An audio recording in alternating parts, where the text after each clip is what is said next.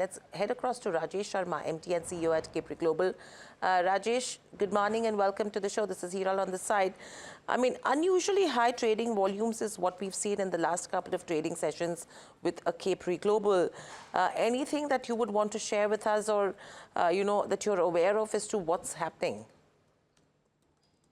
Yeah, good morning. So there is no negative news or positive news. We have not declared yet our quarterly result. The quarter is not over yet. So I really do not know that why there was such a large trading. But we understand that there a lot of delivery volume have happened yesterday, which was quite high. So maybe possible because of that there was a transaction of about 8 million shares yesterday. So maybe possibly because of that there was heightened activity. There was some research report released and all that, but exactly we are not aware what exactly happened. Except that bulk deal have been reported and some high volume of delivery have happened. Okay, and this is just not a phenomena, Rajesh, of the last one or two trading sessions. We've been witnessing this over the last couple of trading sessions. So, I mean, what is it? I mean, what's the conversation that you're having with your investors? Anything that you can tell us? So no, basically investors only update what is happening and all that. And since now we are in the process of meeting investors on a non-deal roadshow, that preparations are going on where we are scheduling some of the meeting. But besides that, HR we are not release or share any other information which otherwise is not available in the public domain. Okay. Now, when you look at the numbers as well, the third quarter has been strong. It did, probably go above what the street was estimating to some extent as well.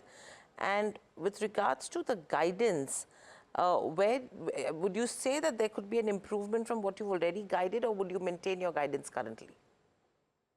So whatever we guided, last year we guided about 27% growth, but this year we'll end it about in the range about 40% plus growth.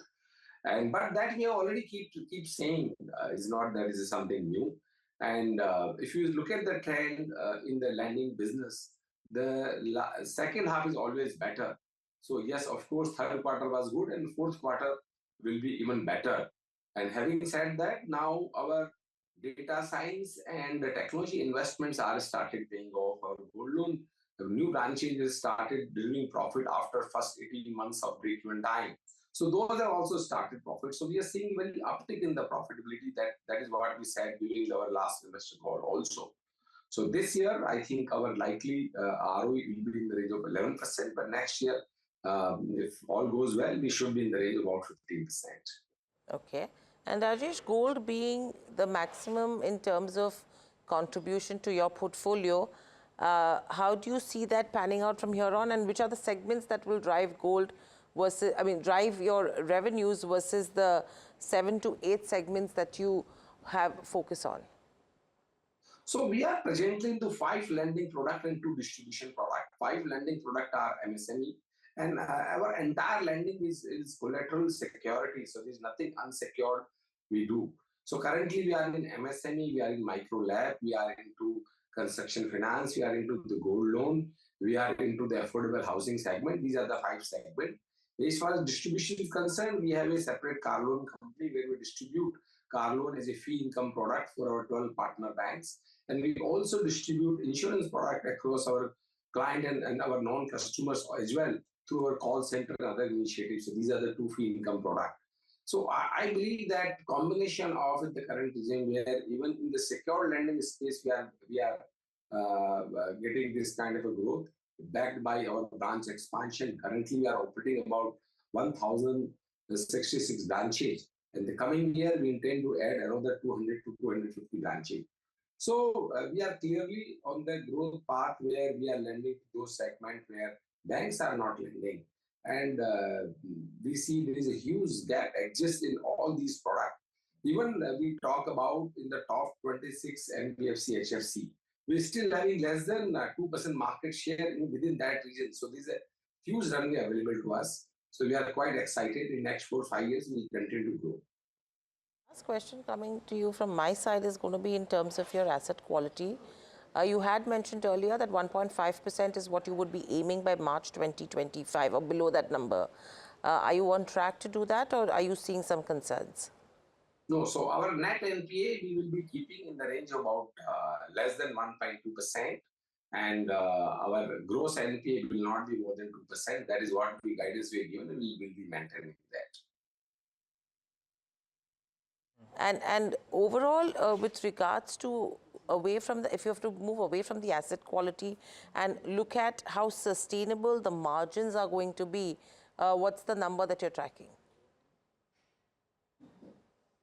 So your margins are comprised of two ways. One is the from the spread we earn from lending business, and one is the fee income we earn from our non-fee income business, which comprises of insurance and car loan. So our margins have improved in coming year because of the micro LAP and gold loan.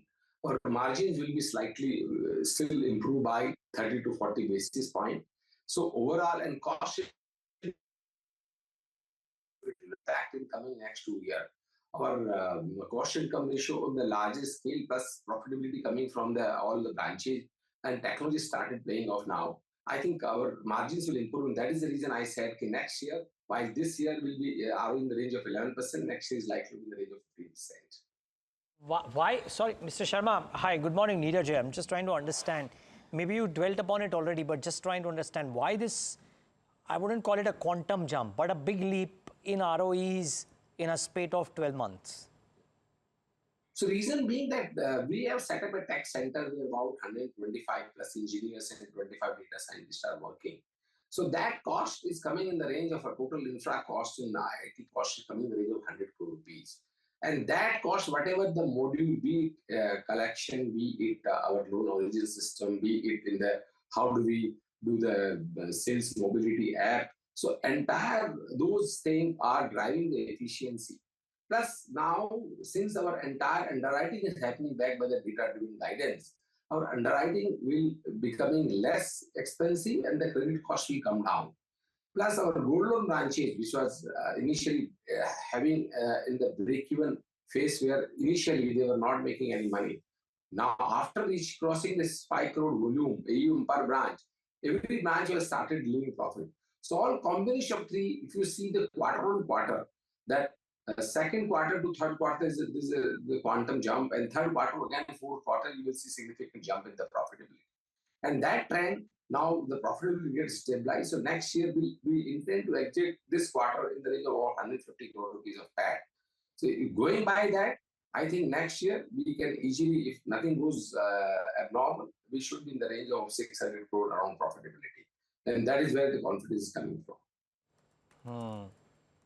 Okay, one last question, Mr. Sharma, because there is a large deal that has happened in the related space, if you will, in your bucket, in your sector, right?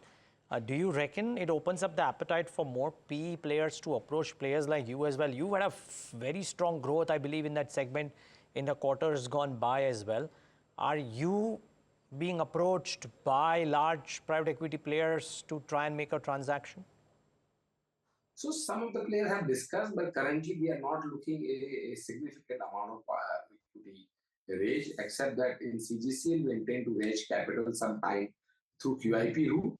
So that is under contemplation. And housing finance, of course, some point of time we will look for some private equity investment, but that is still 6 months to 9 months away. But yes, some of the players have shown the interest. Okay, but you saying you're not going to do a transaction anytime soon? In listed NBFC, we are not thinking that way, but housing finance, yes, we will open our door after. Could a transaction happen in the next 6 months, Mr. Sharma? That I cannot say, but we'll start engaging with the discussion when the first half is over. Okay, fair call. Well, wishing you all the best either ways, Mr. Sharma. Thank you so much for taking the time and speaking to us. Thank you.